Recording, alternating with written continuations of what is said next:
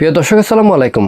বাংলাদেশ ভারত পানি কূটনীতি মূলত অভিন্ন নদীগুলোর পানি বন্টন, ব্যবহার এবং ব্যবস্থাপনাকে কেন্দ্র করে গড়ে উঠেছে। বাংলাদেশ একটি নিম্ন অববাহিকার দেশ হিসেবে উজানের দেশ ভারতের সাথে আমাদের পানি বিষয়ক সম্পর্ক অত্যন্ত গুরুত্বপূর্ণ। তাই আজকে আমরা এই ভিডিওতে এই বিষয়টি ভেঙে ভেঙে কয়েকটি ভাগে বিশ্লেষণ করার চেষ্টা করব। পানি কূটনীতির প্রেক্ষাপট: বাংলাদেশ এবং ভারতের মধ্যে 54টিরও অধিক আন্তঃসীমান্ত নদী রয়েছে, আর এইসব নদীর পানির প্রবাহ, বন্টন এবং নিয়ন্ত্রণ নিয়ে দুদেশের মধ্যে দীর্ঘদিন ধরে আলোচনা চলছে। তিস্তা, গঙ্গা, ব্রহ্মপুত্র এইসব নদীগুলোর মধ্যে অন্যতম।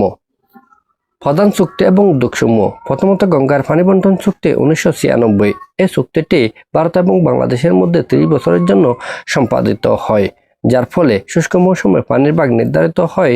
কিছুটা স্থিতিশীলতা আসলেও মাঝে মাঝে এই চুক্তি বাস্তবায়ন নিয়ে নানা ধরনের সমস্যা সৃষ্টি হতে দেখা যায়। দ্বিতীয়ত, তিস্তার পানি বন্টন চুক্তি। তিস্তার পানি বন্টন চুক্তি সম্পাদনের জন্য বহু বছর ধরে আলোচনা চলছে। এক পর্যায়ে এই চুক্তিটি ভারতের কেন্দ্রীয় সরকারের সাথে বাংলাদেশের সম্পাদিত হওয়ার কথা থাকলেও ভারতের অভ্যন্তরীণ রাজনীতির কারণে, বিশেষ করে পশ্চিমবঙ্গের মুখ্যমন্ত্রী মমতা বন্দ্যোপাধ্যায়ের বাধার কারণে এই চুক্তিটি সম্পাদিত হয়নি। তৃতীয়ত, একতরফা পানি প্রত্যাহার।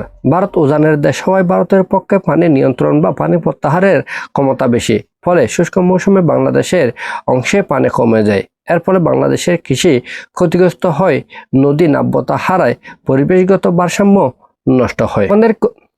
আমাদের করণীয় কি? আমাদের করণীয় হলো প্রথমত শক্তিশালী কূটনীতি। দ্বিপাক্ষিক আলোচনার পাশাপাশি বিষয়টি আন্তর্জাতিক ফোরামেও নিয়ে যাওয়া উচিত, যার ফলে আমরা একটি সমাধানে পৌঁছতে পারবো, আমরা আমাদের ন্যায্য হিস্সা পাবো। দ্বিতীয়ত, যৌথ নদী কমিশনকে সক্রিয় করা। দুদেশের মধ্যে তথ্যের আদান প্রদান এবং সমন্বয় বাড়ানোর জন্য যৌথ নদী কমিশনকে আরও বেশি সক্রিয় করা প্রয়োজন। অভিযোগ আছে, এই কমিশন নামমাত্রই গঠিত হয়েছে, এর কার্যক্রম নেই বললেই চলে। তৃতীয়ত, আঞ্চলিক সহযোগিতা।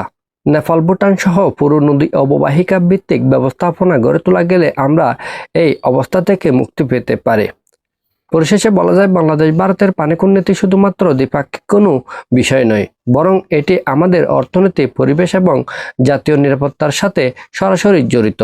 ন্যায্যতা, সহযোগিতা এবং আস্থার ভিত্তিতে যদি দীর্ঘমেয়াদী সমাধানে পৌঁছানো যায়, তাহলে উভয় দেশের জন্যই লাভজনক হবে।